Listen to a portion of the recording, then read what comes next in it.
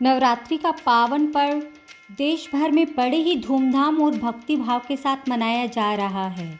नवरात्रि में पूरे 9 दिनों तक माँ दुर्गा के अलग अलग 9 रूपों की पूजा करने का महत्व है। नवरात्रि के पहले दिन माँ शैलपुत्री, दूसरे दिन माँ ब्रह्मचारिणी, तीसरे दिन माँ चंद्रघंटा, चौथे दिन माँ कुष्मांडा, पाँचवें दिन माँ स्कंद माता और छठे दिन माँ कात्यायनी की पूजा की गई। अब नवरात्रि के 7वें दिन माँ दुर्गा के 7वें स्वरूप माँ कालरात्रि की पूजा की जाएगी।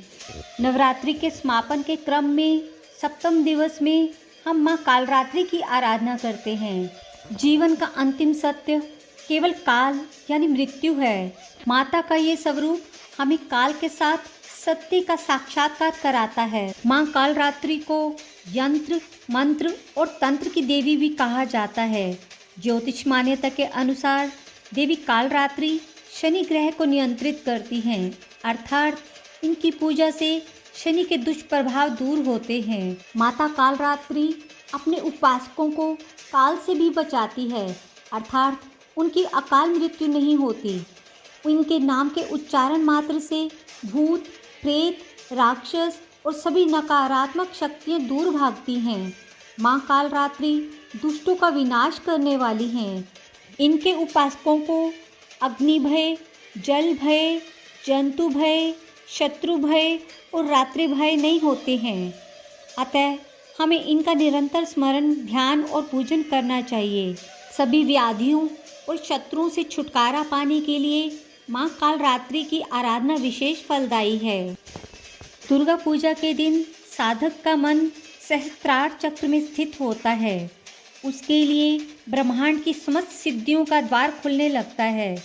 इस चक्र में स्थित साधक का मन पूरी तरह से माँ कालरात्रि के स्वरूप में स्थिर रहता है।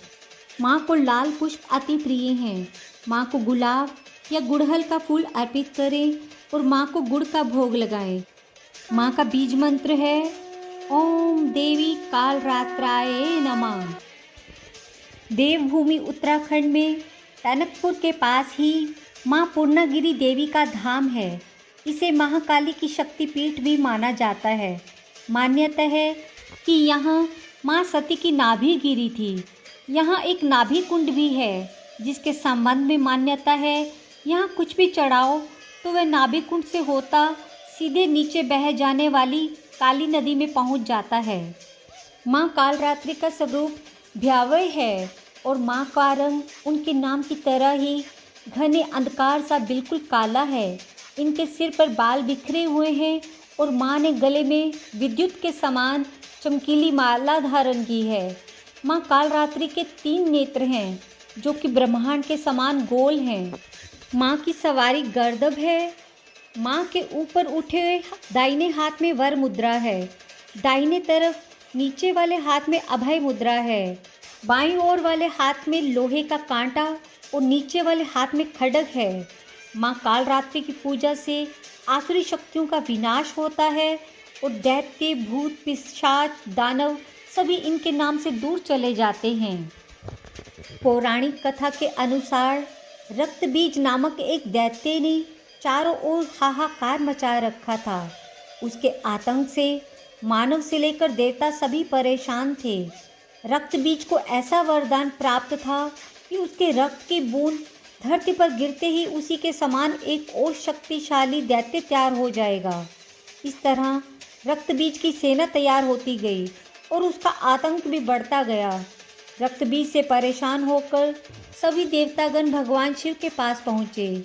शिवजी जानते थे कि रक्तबीज का अंत केवल माता पार्वती ही कर सकती हैं, इसलिए उन्होंने माता पार्वती से अनुरोध किया।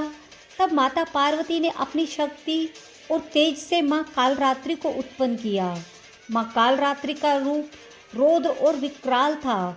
गर्दभ की सवारी, काला रंग, खुले केश, गले में मुंडमाला, एक हाथ वर मुद्रा में, एक हाथ अभय मुद्रा में, एक हाथ में लोहे का कांटा, एक हाथ में खड्ग। माँ कालरात्रि ने रक्तबीज का वध करते हुए उसके शरीर से निकलने वाले रक्त की बूंद को जमीन पर गिरने से पहले ही पी लिया और इस तरह माँ ने रक्तबीज के आतंक से मानव और देवताओं को मुक्त कराया। माँ के इस रूप को कालरात्रि और कालिका भी कहा जाता है। लेकिन माँ कालरात्रि के हृदय बहुत ही कोमल और विशाल है। प्रेम से बोलिए जय माता दी।